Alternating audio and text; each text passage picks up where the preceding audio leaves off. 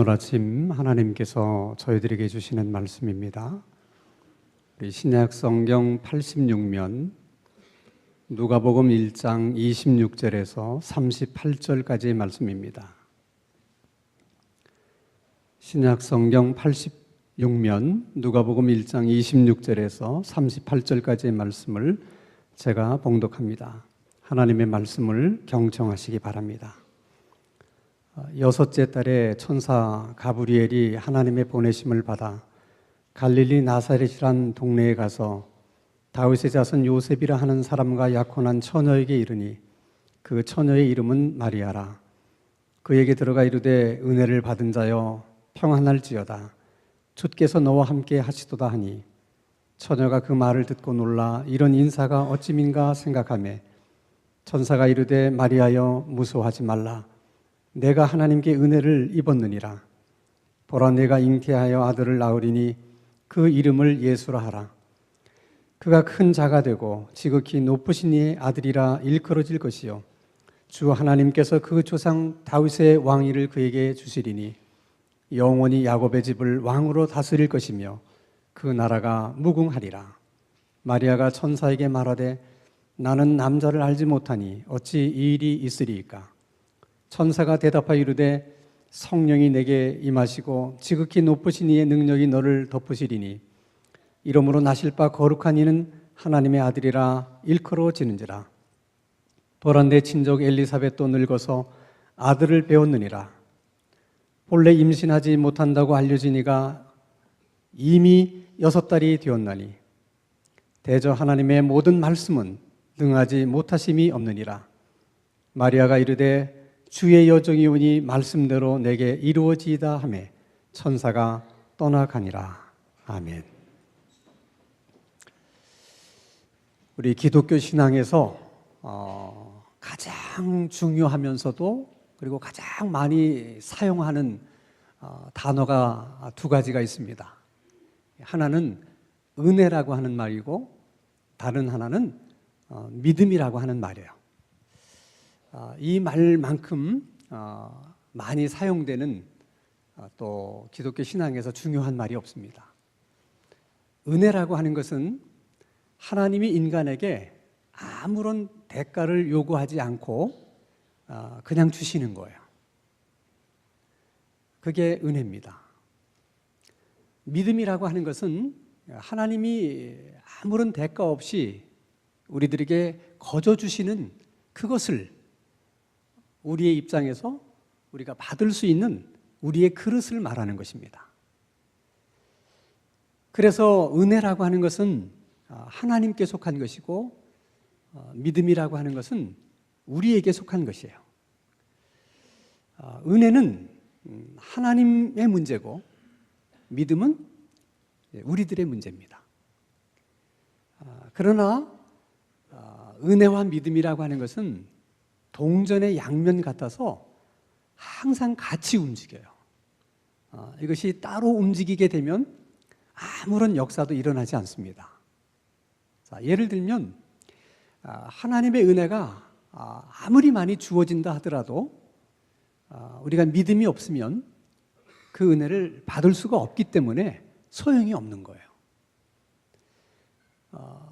또 다른 면으로는 우리가 믿음이 아무리 크다 할지라도 하나님이 은혜를 주시지 않으면 받을 수가 없어요.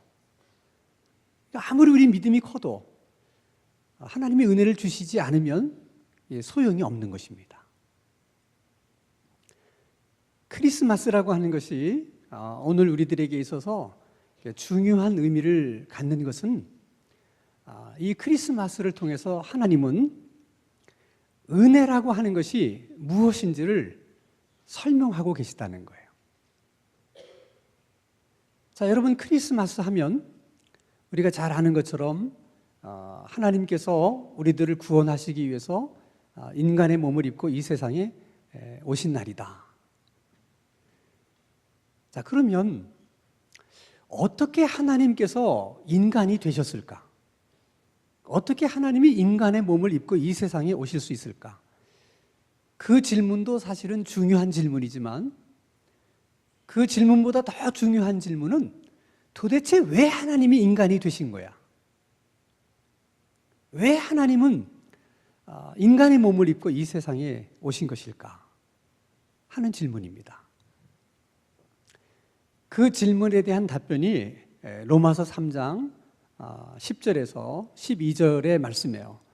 같이 한번 읽겠습니다. 시작. 기록된 바 의인은 없나니 하나도 없으며 깨닫는 자도 없고 하나님을 찾는 자도 없고 다 치우쳐 함께 무익하게 되고 선을 행하는 자는 없나니 하나도 없도다. 그러니까 이 땅에 수도 없이 많은 사람들이 살고 있지만 그 중에 그 누구도 스스로 내가 죄인이구나 이렇게 깨닫는 사람이 한 사람도 없다는 거예요. 그래서 이렇게 많은 사람들이 이 땅에서 살고 있지만 그 누구도 하나님을 찾지 않는다는 것입니다. 타락한 인간은 하나님을 찾을 생각도 하지 못하지만 또 하나님께로 돌아갈 수 있는 힘도 능력도 없다는 거예요. 그래서 하나님이 인간의 몸을 입고 인간 세상에 찾아오셨다. 이것이 크리스마스의 이야기입니다. 자, 어떻게 생각해 보면 우리 속담에도 목마른 사람이 샘을 판다. 그런 말이 있는데 사실 아쉬운 거는 인간인데 왜 하나님이 굳이 인간의 몸을 입으시면서까지 이 세상에 오시는 것인가? 그것을 다른 말로는 설명할 수 있는 길이 없어요. 그것을 성경이 은혜라고 설명하는 거예요. 그게 은혜라는 거예요. 아쉬운 것은 인간인데 하나님은 아무 아쉬운 것도 없으심에도 불구하고 하나님이 그저 인간들을 찾아오셨다. 그게 은혜라는 거예요. 그게 크리스마스의 사건이에요. 이 은혜를 가장 먼저 받은 사람이 본문의 마리아입니다. 그래서 마리아는 오고 오는 세대 속에 가장 복받은 여인이에요. 마리아처럼 그렇게 복 있는 여자가 오고 오는 세대에 없어요. 그 하나님의 그 귀한 은혜를 가장 먼저 마리아가 받을 수 있어서 그렇게 된 것입니다. 자, 그러면 마리아는 어떻게 해서 그 은혜를 받게 된 것일까? 어느 날 하나님께 보내심을 받은 가브리엘 천사가 마리아를 찾아와요. 그리고 마리아에게 이런 말을 건넵니다. 자, 누가복음 1장 28절입니다. 같이 읽습니다. 시작. 그에게 들어가 이르되 은혜를 받은 자여 평안할지어다. 주께서 너와 함께 하시도다. 은혜를 받은 자여 평안할지어다. 주가 너와 함께 계시도다. 왜 마리아를 보고 대뜸 은혜를 받은 자여 라고 말을 하는 걸까? 간단합니다. 하나님이 마리아를 찾아오셨기 때문에 그런 거예요. 하나님께서 찾아오셨다고 하는 것이 인간의 입장에서는 엄청난 큰 하나님의 은혜입니다. 하나님이 찾아오신 것도 은혜고 하나님이 우리들에게 말을 건네시는 것도 우리들의 입장에서는 엄청난 큰 은혜예요. 근데 하나님이 찾아오시고 또 하나님이 함께 하시면 반드시 수반되는 현상이 있습니다.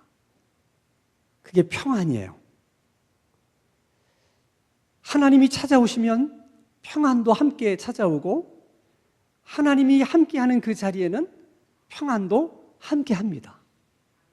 그 이유는 하나님이 평강의 하나님이시기 때문에 그래요. 그래서 하나님의 별명이 여호와 샬롬입니다. 평강의 하나님이라는 거예요. 그래서 하나님이 찾아오시면 우리 마음 가운데 있었던 모든 미움의 감정, 분노 다 떠납니다. 하나님이 찾아오시면 불안했던 우리들의 마음, 두려움에 사로잡혔던 우리 모든 마음이 다 떠나게 돼요. 사라진 그 자리, 다 떠나간 그 자리를 하나님의 평강으로 하나님이 채우시는 거예요. 그래서 우리가 하나님 앞에 예배하는 이 시간에도 하나님이 우리 가운데 임재하시면 우리 마음 가운데 있는 많은 분노와 미움이 다 사라지게 될 줄로 믿습니다. 두려움도 불안도 다 떠나가게 될 줄로 믿습니다. 이 아침에도 우리들의 그런 마음의 자리에 하나님의 평강이 임하실 수 있기를 주님의 이름으로 축원합니다. 은혜를 받은 자여 평강할지어다. 주가 너와 함께 하시도다. 가브리엘 천사는 마리아에게 이 말을 하려고 마리아를 찾아온 것일까? 그렇진 않아요. 이것은 축복으로 던지는 인사입니다. 가브리엘이 마리아를 찾아온 더 중요한 이유가 있었어요. 가브리엘 천사가 그 이유를 이렇게 설명합니다. 누가복음 1장 31절에서 33절 시작.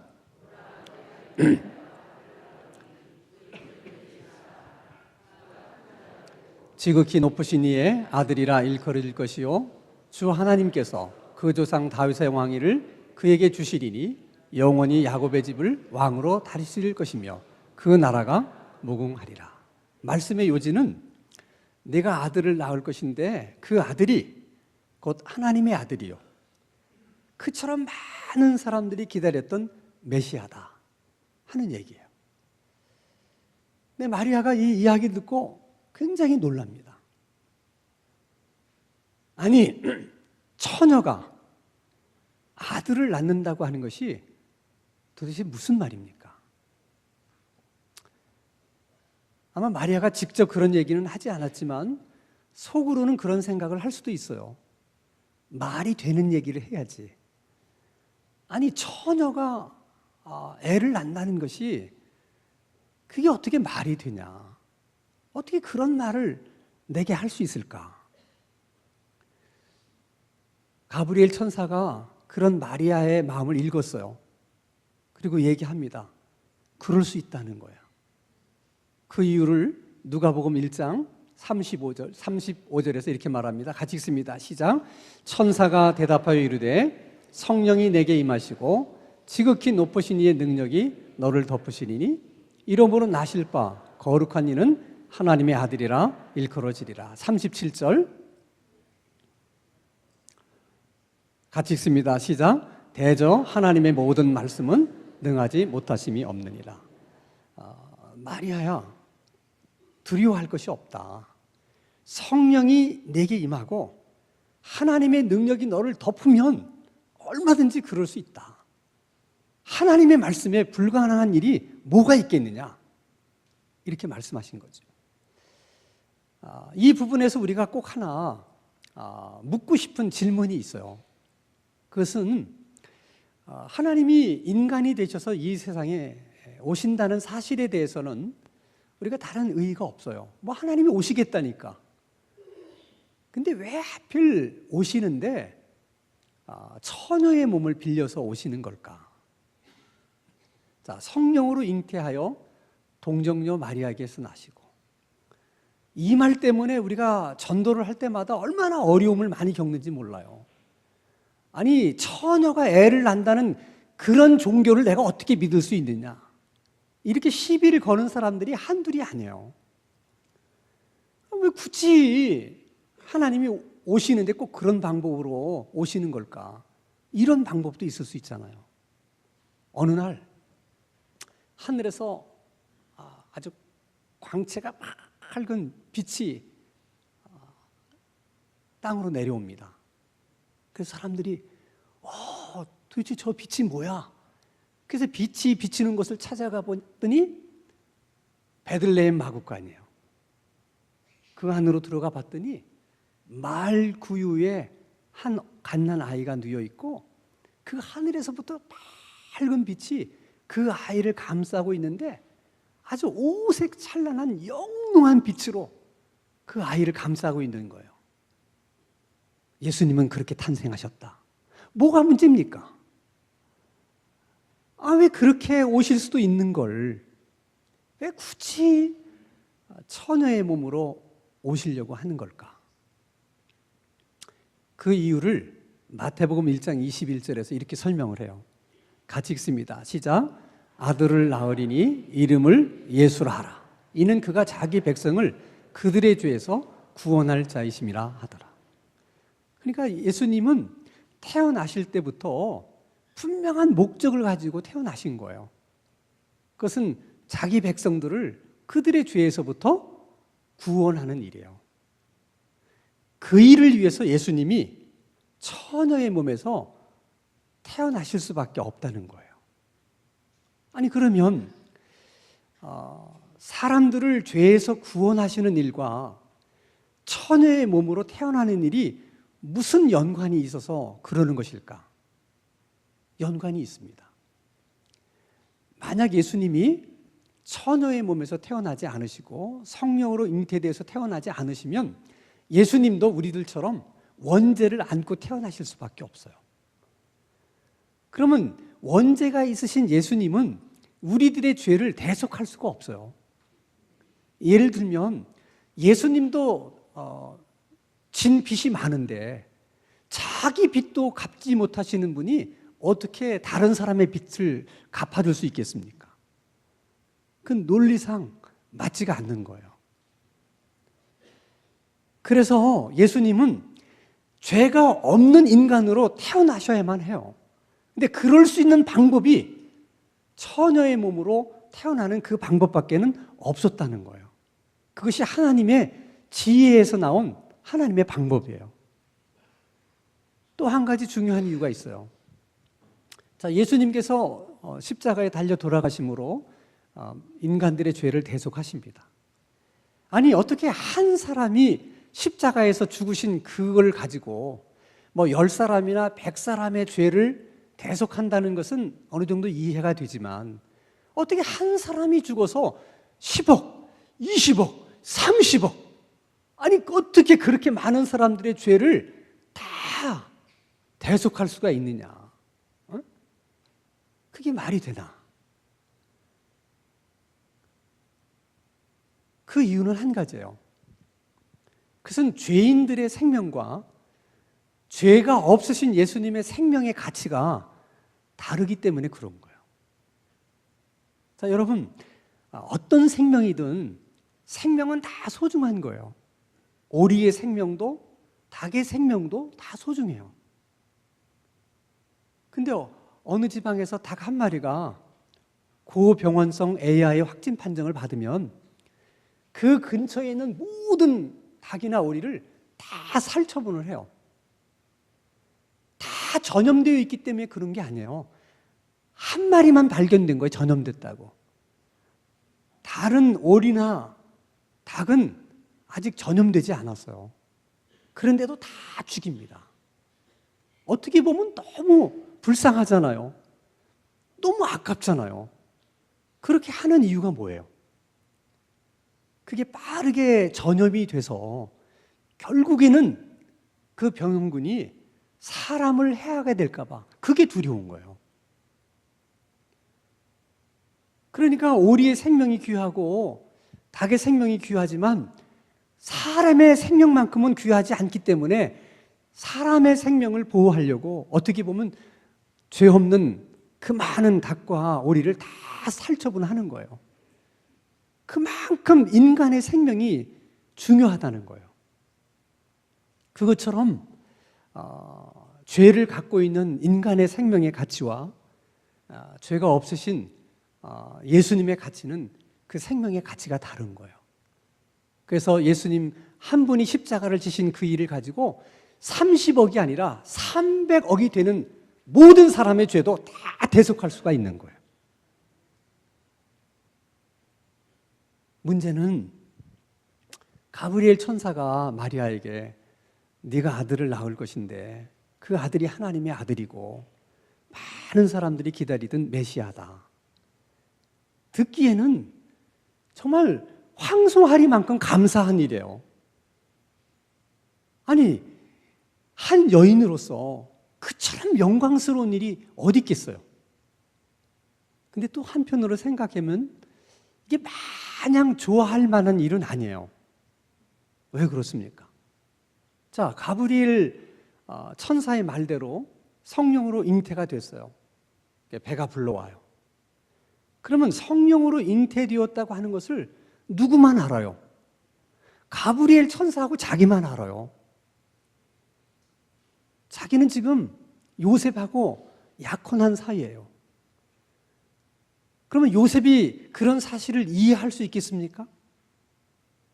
그런 사실을 요셉이 받아들일 수 있겠어요? 만약 요셉이 이해하지 못하고 받아들이지 못한다면 자기는 동네 사람들의 돌에 맞아 죽어야 돼요. 자기가 죽는 것은 사실 괜찮다 하더라도 이것은 자기만의 문제가 아니에요. 그렇게 됐을 때 부모님들이 당할 그 어려운 일들은 어떻게 감당을 해요? 그 가정에게 미칠 그 엄청난 화를 다 어떻게 합니까? 그렇기 때문에 마리아는 그 말을 들었을 때 최소한 이런 질문을 해야 돼요. 말씀은 너무 감사합니다. 그리고 너무 황송합니다. 그런데 요셉이 이 사실에 대해서 좀 이해할 수 있도록 뭔가 이렇게 조치를 취할 수 있는 방안은 갖고 계십니까? 요셉이 그 사실을 받아들일 수 있도록 뭔가를 강구하셔야 되지 않겠습니까? 어떤 방법이 있으십니까? 만약 요셉이 그것을 이해하지 못하고 받아들이지 못한다면 그때는 어떻게 하실 겁니까? 대책이 있으십니까? 아니, 이 정도는 질문해야 되는 거 아니에요? 우리 같으면 능히 그럴 것 같아요. 질문할 수 있는 것들이 너무 많은데 성경을 보면 그런 질문은 하나도 없어요. 그리고 오히려 마리아가 이렇게 얘기를 합니다. 자, 누가복음 1장 38절입니다. 같이 읽습니다. 시작. 마리아가 이르되 주의 여정이 오니 말씀대로 내게 이루어지다 하매 천사가 떠나가니라. 아무것도 묻지 않고 저는 주의 여정이 오니 말씀하신 대로 하십시오. 말씀하신 대로 그대로 이루어지기를 바랍니다. 그 말의 의미는 이 말씀이 이루어졌을 때 그 다음 어떻게 될 거냐? 저는 묻지 않겠습니다. 그래서 생길 수 있는 여러 가지 일들에 대해서도 저는 말하지 않겠습니다. 저는 주의 여정이 오니 그 이후의 일이 어떻게 되든 그저 그 말씀이 내게 이루어지기를 바랍니다. 라고 얘기한 거예요. 이것이 마리아의 헌신이에요. 하나님이 찾아오셔서 자기에게 말씀하신 것에 대해서 마리아가 그렇게 헌신을 한 거예요. 그 마리아의 헌신이 하나님의 입장에서 보면 그게 믿음이에요.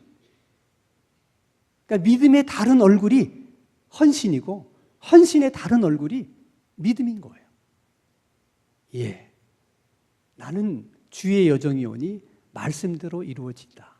이 한마디 말이 얼마나 소중하고 중요한 말인가. 마리아의 이 말 한마디 때문에 하나님의 아들이신 예수님이 이 세상에 오신 거예요. 마리아의 그 한마디 말이 오고 오는 세대의 마리아를 가장 복 있는 여자를 만들어 준 거예요. 하나님이 찾아오시고 말씀하시고 그것이 다 은혜인데 마리아의 그 한마디로 그 은혜를 은혜로 받은 거예요. 여러분, 크리스마스가 우리에게 주는 많은 메시지 가운데 하나는 2000년 전에는 하나님이 마리아를 찾아가셨고 마리아에게 말씀하셨지만 지금은 우리를 찾아오시고 우리에게 말씀하신다는 거예요. 우리의 문제는 하나님이 우리를 찾아오지 않으셔 문제가 아니에요. 하나님이 우리에게는 아무 말씀도 하지 않아서가 문제가 아니에요. 찾아오시고 또 우리에게도 말씀하시지만 우리들은 하나님에게 그처럼 필요한 한마디, 예라는 말을 쉽게 하지 못하는 거예요. 하나님이 말씀하셔도 생각이 너무 많아요. 예라는 대답과 함께 핑계도 많고 이유도 많아요. 그래서 하나님이 찾아오신 것이 은혜지만 그게 우리는 은혜로 받지를 못하는 거예요. 하나님이 내게 말씀하신 것이 은혜인데 그걸 은혜로 우리가 받지를 못하는 거예요. 마리아는 예라는 대답 한마디로 하나님의 은혜를 은혜로 받아요. 그래서 정말 하나님의 은혜가 마리아에게 임한 거예요. 중요한 것은 그 은혜가 마리아에게만 머물지 않았다는 거예요. 하나님의 은혜는 너무 커서 한 사람에게만 머물러 계시지 못하고 한 곳에서만 머물러 계시지를 못해요. 그 은혜를 물론 마리아가 가장 먼저 받았지만 그 은혜가 흘러넘쳐서 또 흘러넘쳐서 오늘 우리들이 있는 자리까지 그 은혜가 온 거예요. 그래서 우리가 예수 그리스도를 구주로 믿게 된 것이고 하나님의 자녀가 된 거예요.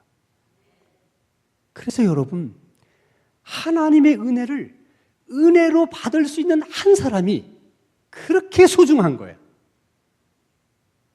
하나님은 그 한 사람이 오늘 우리들이 되기를 바라시는 거예요. 하나님이 어떤 모습으로 우리에게 찾아오시든지 또 어떤 모습으로 우리에게 말씀하시든지 예배 시간에 말씀을 하시든지 내가 기도하는 시간에 말씀하시든지 아니면 내가 겪고 있는 어떤 사건을 통해서 말씀하시든지 하나님이 말씀하실 때 하나님께서 그처럼 듣고 싶은 대답 한마디, 예, 저는 주의 여종이오니 말씀대로 하십시오. 우리도 그렇게 마리아처럼 말할 수 있다면 우리도 마리아처럼 복 있는 사람이 될 수 있고 하나님 앞에 존귀한 사람이 될 수 있습니다. 그런 사람은 누구나 다 하나님께서 복 있는 사람을 만들어 주시고 존귀한 사람으로 세워 주십니다.